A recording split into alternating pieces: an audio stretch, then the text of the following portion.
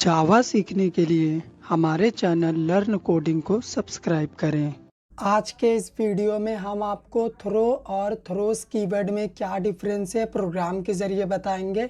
तो चलिए प्रोग्राम को हम स्टार्ट करते हैं। तो आप देख सकते हैं सबसे पहले हमने एक टेस्ट नाम का क्लास बनाया हुआ है और इस क्लास के अंदर ये रहा हमारा मेन मेथड। तो यहाँ पे हम सबसे पहला काम करेंगे क्या, हम एक मेथड यहाँ पे बनाते हैं जिसका नेम होगा div। ठीक है, इस div मेथड के अंदर हम क्या करेंगे, किसी भी दो नंबर को डिवाइड करेंगे। तो हम दो नंबर को एक्सेप्ट करेंगे एज अ पैरामीटर वैल्यू के थ्रू। इंट a और इंट b दो पैरामीटर हमने इससे पास किया है।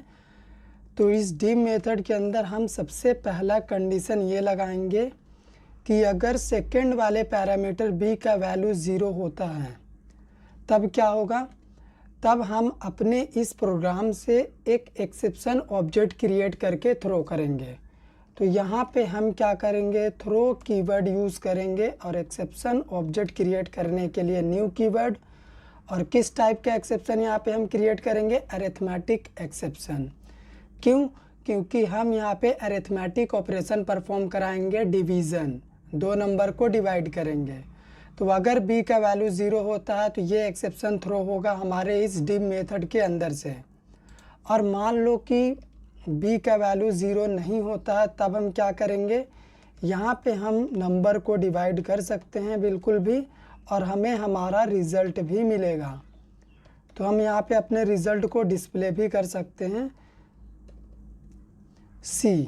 ठीक है, तो यहाँ पे हमें आउटपुट हमारा प्रिंट में मिलेगा, जो भी आउटपुट होगा। तो ये हो गया हमारे इस div मेथड का पूरा कोड। अभी मेन मेथड में चलते हैं। सबसे पहले मेन मेथड में हम एक ऑब्जेक्ट बना लेते हैं क्लास t का, क्योंकि हमारा जो div मेथड है वो एक नॉन स्टैटिक मेथड है जिसे ऑब्जेक्ट से हमें कॉल करना पड़ेगा। तो div मेथड में हमें दो पैरामीटर पास करना पड़ेगा इंटीजर टाइप का, क्योंकि इसके डिक्लेरेशन के टाइम में ही देखो हमने यहाँ पे इंट a इंट b दे रखा है पैरामीटर में। तो सबसे पहला नंबर हम 20 दे देते हैं, सेकंड नंबर हम 0 पास कर देते हैं।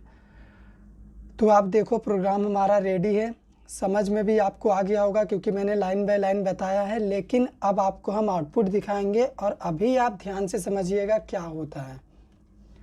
हमने प्रोग्राम को देखो यहाँ पे कंपाइल कर दिया है। प्रोग्राम हमारा अभी कंपाइल हो जाएगा, थोड़े ही टाइम में कंपाइल हो गया। अब इसे हम रन कर रहे हैं। तो यहाँ पे देखो exception in thread main thread में एक्सेप्शन आया है java.lang.arithmetic एक्सेप्शन।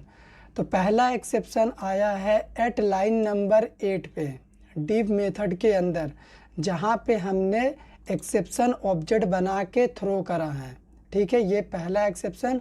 और सेकंड एक्सेप्शन आया है लाइन नंबर 18 के अंदर, यानी मेन थ्रेड के अंदर, जहाँ पे हमने मेथड को कॉल करा है। तो अभी इस डिवीज़न मेथड के अंदर से एक्सेप्शन अकर हो रहा है। तो इस div मेथड के अंदर एक्सेप्शन को हैंडल करने का दो रास्ता है।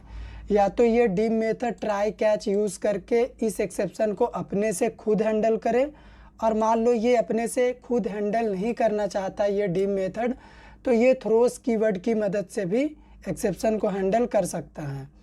तो सबसे पहले उस काम को करने से पहले हम आपको एक और वैल्यू लेके रिज़ल्ट दिखाते हैं कि क्या रिज़ल्ट डिस्प्ले होता है कि नहीं। अभी देखो b का वैल्यू हमने 2 कर दिया है और a का वैल्यू 20 है। तो क्या अभी रिज़ल्ट डिस्प्ले होगा, चलो हम देख लेते हैं। प्रोग्राम अपना कंपाइल हो रहा है, थोड़ा सा टाइम लेता है मेरे सिस्टम में कंपाइल होने के लिए। अभी देखो यहाँ पे 10 आउटपुट आया है। क्यों, क्योंकि b का वैल्यू 2 है, 2 = 0। ये मिसमैच हो गया, यहाँ पे एल्स पार्ट में गया और यहाँ पे हमने सक्सेसफुली डिवाइड करा, हमें आउटपुट मिल गया। तो हमें अभी एक्सेप्शन वाले पार्ट पे ध्यान करना है कि एक्सेप्शन रहेगा तो हम कैसे हैंडल करेंगे, ये div मेथड कैसे हैंडल करेगा। तो ये div मेथड बोल रहा है कि मैं एक्सेप्शन को ट्राई कैच यूज़ करके खुद हैंडल नहीं करूँगा, मैं अपने कॉलर से हैंडल करवाना चाहता हूँ। तो उसके लिए ये div मेथड क्या करेगा ना, यहाँ पे थ्रोस कीवर्ड यूज़ करेगा, और जिस भी तरह का एक्सेप्शन हम यहाँ से एक्सेप्शन ऑब्जेक्ट थ्रो कर रहे हैं उसी एक्सेप्शन को ये क्या करेगा, यहाँ पे थ्रोस कीवर्ड की मदद से डिक्लेयर कर देगा। तो इसका मतलब ये हुआ कि अब जब कंपाइलर div मेथड को कंपाइल करने के लिए आएगा तो हम ये div मेथड बोलेगा कि ये मेरा पूरा कोड है और मेरे इस कोड में ना जब भी b का वैल्यू 0 होगा तो अरिथमेटिक एक्सेप्शन थ्रो होगा। तो मैंने उस एक्सेप्शन को यहाँ पे डिक्लेयर कर दिया है और ये एक्सेप्शन अब मेरा कॉलर हैंडल करेगा, क्योंकि हमने थ्रोस कीवर्ड लिखा है। थ्रोस कीवर्ड का मतलब ही होता है कि हम एक्सेप्शन को बाईपास करना चाहते हैं अपने कॉलर के पास। तो अभी कंपाइलर बोलेगा ठीक है, कोई दिक्कत नहीं है, हम आपके कॉलर के पास जाके बात कर लेते हैं। आप बोल रहे हैं अगर कि मेरे कॉलर से बात करो, वो हैंडल करेगा। तो कंपाइलर देखेगा कि इस div मेथड को कौन कॉल कर रहा। तो उसे पता चला कि लाइन नंबर 18 पे div मेथड को ये मेन मेथड कॉल कर रहा। तो अभी कंपाइलर इस मेन मेथड के पास आएगा और बोलेगा कि मेन मेथड चलो बताओ अब तुम इसे कैसे हैंडल करोगे, क्योंकि तुम्हारा जो मेथड जिसे तुमने कॉल करा है div को, वो बोल रहा है कि मैं एक्सेप्शन को हैंडल नहीं करूंगा, आप मेरे कॉलर से कांटेक्ट करिए, इसीलिए मैं आपके पास आया हूं। आप बताओ अब आप इसे कैसे हैंडल करोगे। तो मेन मेथड के पास भी दो रास्ता है, या तो मेन मेथड खुद मैनुअली एक्सेप्शन को हैंडल करे इस तरह से ट्राई कैच यूज़ करके। तो यहीं पे एक्सेप्शन आ रहा है जहाँ पे मेथड को कॉल कर रहे हैं हम, तो उस लाइन को मेन मेथड ट्राई ब्लॉक के अंदर डालेगा क्योंकि ये रिस्की कोड है। और मेन मेथड यहाँ पे एक्सेप्शन हैंडलिंग के पर्पज़ से मेन मेथड क्या करेगा, एक कैच ब्लॉक बनाएगा, ठीक है। और इस कैच ब्लॉक के अंदर मेन मेथड देख रहा है कि किसी भी तरह का एक्सेप्शन आ सकता है, तो वो एक्सेप्शन सुपर क्लास यहाँ पे यूज़ कर रहा। और अभी वो यहाँ पे एक रिज़ल्ट भी डिस्प्ले कर सकता है, जो कि एक्सेप्शन आने का मेन रीज़न है। एक्सेप्शन आने का मेन रीज़न है सेकंड पैरामीटर का वैल्यू, यानी पैरामीटर b का वैल्यू जो कि 0 है। तो यहाँ पे मेन मेथड अपने कैच ब्लॉक में क्या लिख रहा है, मेन मेथड लिख रहा है द वैल्यू, ठीक है, the value of b is 0। b का वैल्यू 0 है, यही एक्सेप्शन आने का रीज़न है। मेन मेथड ने एक्सेप्शन को अभी देखो खुद से ट्राई कैच लगा के हैंडल किया है। इसी काम को ये div मेथड अगर कर लेता ना तो मेन मेथड को ये नहीं करना पड़ता। तो फिलहाल इसका हम आपको रिजल्ट दिखाते हैं कि अभी एक्सेप्शन हैंडल हुआ है कि नहीं। अगर एक्सेप्शन हैंडल हुआ होगा तब ये वाला मैसेज प्रिंट होना चाहिए the value of b is 0, ठीक है। तो यहाँ पे देखो आउटपुट आ चुका है the value of b is 0, मतलब मेन मेथड ने एक्सेप्शन को हैंडल कर लिया है। लेकिन अगर मान लो ये मेन मेथड भी ठीक div मेथड की तरह ही बिहेव करे कि नहीं, मैं एक्सेप्शन को हैंडल नहीं करूँगा, जिस तरह से ये div मेथड हैंडल नहीं कर रहा है उसी तरह से मैं भी हैंडल नहीं करूँगा। मैं भी क्या करूँगा, यहाँ पे थ्रोज लिखूँगा, थ्रोज कीवर्ड, और एक्सेप्शन को बाईपास कर दूँगा। तो अभी कंपाइलर div के पास जाएगा, उससे एक्सेप्शन यहाँ पे मिलेगा, तो वो div मेथड उसे थ्रोस किया है कि आप मेरे कॉलर से बात करो। तो कंपाइलर मेन मेथड के पास आएगा, मेन मेथड भी बोलेगा कि मैं भी हैंडल नहीं कर रहा हूँ, आप मेरे कॉलर से बात करो, मैं भी थ्रो कर रहा हूँ इस एक्सेप्शन को थ्रोस कीवर्ड की मदद से। इसने भी डिक्लेयर कर दिया, ठीक है। तो अभी मेन मेथड का कॉलर कौन है, JVM है। तो अभी कंपाइलर JVM से पूछेगा कि आप एक्सेप्शन को हैंडल कैसे करेंगे, क्योंकि यहाँ पे वैल्यू 0 है और आप 0 को डिवाइड करने की कोशिश कर रहे हो। तो इसका रिज़ल्ट आपको क्या लगता है, रिज़ल्ट आएगा कि एक्सेप्शन। तो यहाँ पे प्रोग्राम हमारा कंपाइल हो गया है, अब हम इसे रन करने जा रहे हैं। तो देखो JVM ने यहाँ पे एक्सेप्शन थ्रो कर दिया है, exception in main thread java.lang.arithmetic exception line number 8 और 18 पे।